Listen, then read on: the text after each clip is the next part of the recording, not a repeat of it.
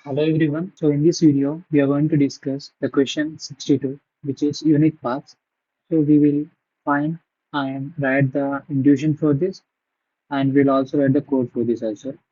And firstly, we'll try to understand what this question is. So in this question, we are given with basically into the array. So in this, we need to find all the unique paths to go to finish line. So we need to find all unique paths and we need to return. So in this first example, we have 28 unique paths from starting to ending. So from the start, we can have so many ways to go. For example, here we can have right and down. So in this, we only have two options. Either we can go to the right side or we can go to the down side. We cannot go up and left. And when we go the down to and right, we will check is there any type of other possibilities we can go. So when we go like this, so this is one path and this is one path and this is one path. This is one path. This is one path. This is one path. So total, so many paths are there. So how can we find the total paths present in this? So when we start from here, how many paths we have from here to here? It is one. From here to here, it is one. Here to here, one. Here to here, one. Here to here, one. Here to here, one. Only one path we can go from here to here, right? And after that, from here to here, it is one. And from here to here, it is only one. We cannot go from here like this because we cannot come to left and right and up. You can go up or else left. So this is only the possibility. And after this, for the adjacent values and other values, what we will do, we will try to add the two paths, these two, and we will make this as two. That means from the starting to this point, we can either go from here to here or else from here to here. So two paths in total.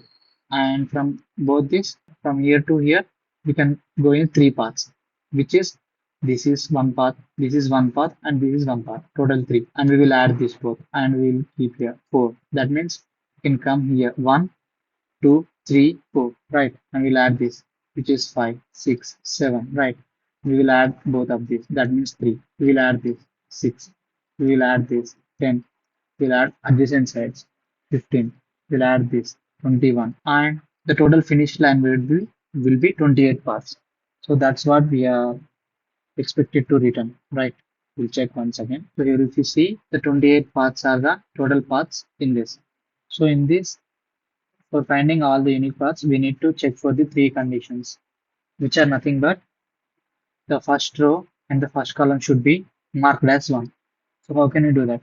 I can say my array of 0 of j is 1. That means I am iterating the values of j. That will give us 0 of 1 is 1, 0 of 2 is 1, 0 of 3 is 1, 0 of 4 is 1. That means 0 of 1, it is this. And this is 0 of 2, 0 of 3, 0 of 4. We will mark in this way. And after this, in the same way, we also need to mark for the column of first column. So for marking the first column, what we would do, the column should not be changed, but the row should be changed. That means first value should be 1. This should be 1. This should be 1. This should be 1. That means my array of I of 0 should be changed, right? Is equals to 1. That means my I will be changing. I will be changing to 0, 0, 1, 0, 2, 0, which will make our 0, 0, 1, 0, 2, 0 as 1. So these are the two conditions we need to use and apply there. And after that, the third thing, adding the value to the next values with the help of the adjacent values. So here we got the values 1, 1, 1, 1, 1. Then what we do, we will add this. For adding that, what we will do. So when I'm at place of 2, that means my I and j values are my I is equals to 1 and j is also equal to 1. Then what I need to do when my I and j are equals to 1, I need to add this and add this. How can I do that? I need to decrement my j minus 1 and add that value and as well as decrement my I minus 1 and add that value. So third condition, what do we need to do? We need to add the adjacent values to this. So for adding the adjacent values, what we would do, we will make our adjacent values. The adjacent values are nothing but array of I minus 1 of j and array of I of j minus 1. So these are the adjacents. We will add that. So where we can add that? We can add into the new array, which I can take as a DP array, and I will add that into this. Right. I will add the values into this. And here we need to return the last value. Last value. That means if my DP is the array, resultant array, I need to return DP of n minus 1 and n minus 1, which will return the last value. Here the total sum, total path sum is stored, right? So now let's write the code for this. So for writing code for this, we are creating a new array. I can say it is a DP array, 2D array, and I will mark the values integer n, and integer n has the same size of it.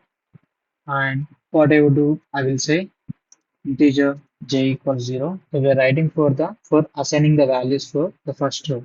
For the first row, I am adding the values as 1. So for adding that, we need to change the columns. J will goes to the n and j plus plus. I will say dp of 0 and j should be only changed, right? And I will mark it as 1. And after that, I will now assign the values to the first column of each row. For changing the first column of each row, we need to change our rows, but not the column. The column is same, we are changing the rows. For changing that, we are using I and using in an opposite way. Integer I equals 0, I is less than m, I plus plus, and I will say my dp of I of 0. Value is 1.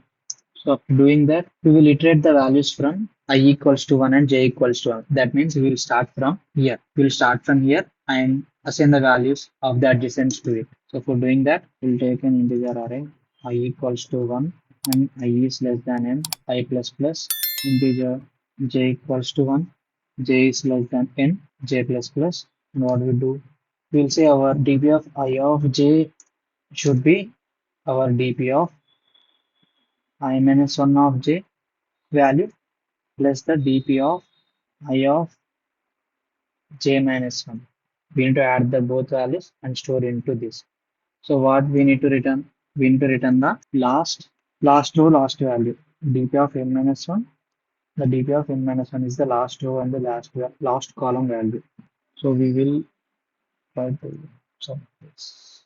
Sorry. Yeah, we got accepted. We will try to submit this. Yes, we got the submission also. Yeah, that's it about this video, guys. I hope you guys understood. If you guys have any type of doubts in this question, please try to ask in the comment section and make sure like and subscribe. Yeah, that's it. Thank you.